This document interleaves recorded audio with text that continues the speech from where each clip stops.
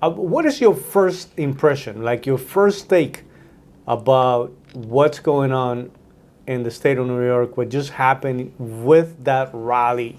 I mean, the numbers that they're throwing around is saying that approximately 30,000 people showed up to support Donald Trump. What's your take on that? How do you see that? What is the message that I'm not surprised. He's been pulling these type of crowds everywhere he goes. It wouldn't be any different at the Bronx, especially because he is from there and is representative of what's happening in the country. The Bronx is very, very immigrant based. You know, it's very diverse. It's not, what is it, the Poconuts? Or something like that. It definitely is. I think it's a slap in the face. Like, how do you hide this? Like, if you are the Biden camp, how do you hide this? If you're the media, that their job, it feels right now, is to spin around every story. They're going crazy. That's what I'm saying. You know what it's like, oh, well, it is a, what is it? There was a lot of protesters. Sure. Right. With Trump hats. That makes no sense. You know, MAGA in pink and in blue. So it was really exciting to see that, actually.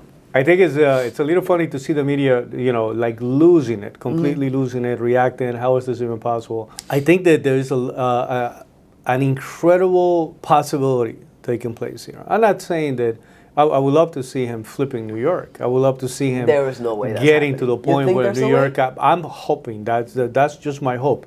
But can he get close to the point where you're going to lose a lot of people for many years to come?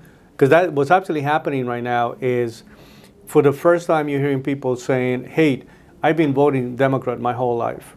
I've been buying that crap for many years. I've been, you know what I mean? Listen, I'm a guy who came into the country. My first destination was New York, Brooklyn, but obviously I know the boroughs very well. I know the Bronx very well. I know the makeup, the fabric, you know what I mean? I also know certain levels of poverty that has been there for many years. I also have seen the place, again, going through those revivals, you know what I mean? The economy getting better, the new restaurants coming up, new buildings, new businesses going into the area. And then I also seen it gradually, again, like doing almost like a complete reverse 180, declining setbacks after setbacks. And needless to say, there's two names that I'm going to mention. One of them was Cuomo as a governor.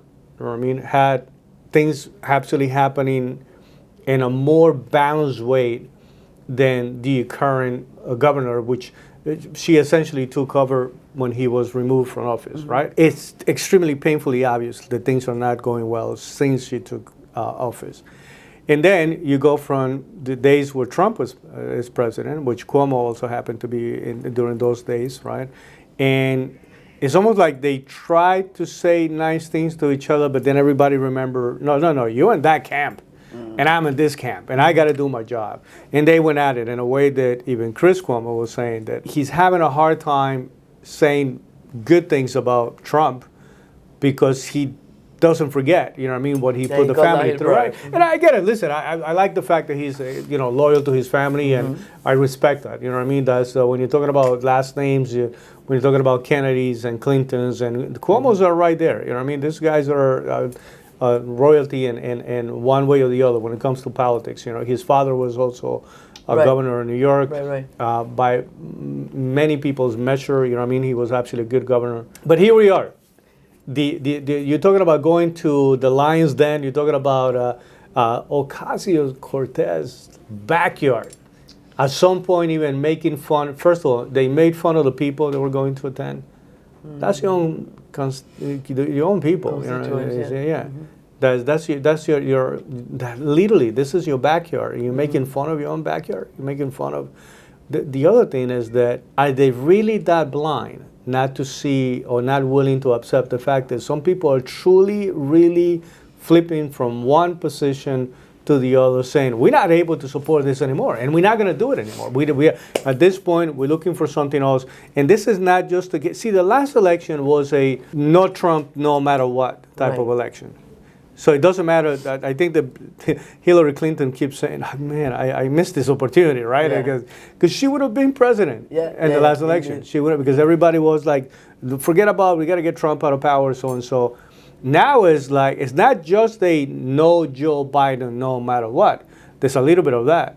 But now it's actually a pro-Trump type of situation. I'm going to tell you one of the things that, without jumping into ahead of the conversation, one of the things that was a significant topic is the stuff that's going on in New York. Talking about establishing sympathy.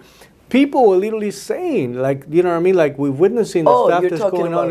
The people from the Bronx, literally, in multiple occasions, people that were interviewed, they were being told, listen, the situation is going on also in that courthouse in New York. The situation is taking place there. The situation so they're very much aware of the fact that, and so I'm saying, they found a way to make this guy not only more relatable, but you making it like more humane. You know what I mean? Like, this is a guy that some people, a lot of people say, I can't relate to a guy who's a billionaire, who's being married with, this beautiful girl, married, divorced, always have, look at the children, very successful. He's got all these businesses, and as a guy that, has manipulating the system. There's a lot of bad things to say about him, but there is also a lot of good things that you have to. I don't know that anybody would have imagined that the stuff that was going to be taking place with him would have led to him doubling the size of his wealth, having a real possibility of becoming president again. This is no longer a speculation. This is now you are within realistic, ahead of in the polls in many states where there was no question that Joe Biden was supposed to be the winner, and now they're saying, just kidding. Yeah, it may not happen. So.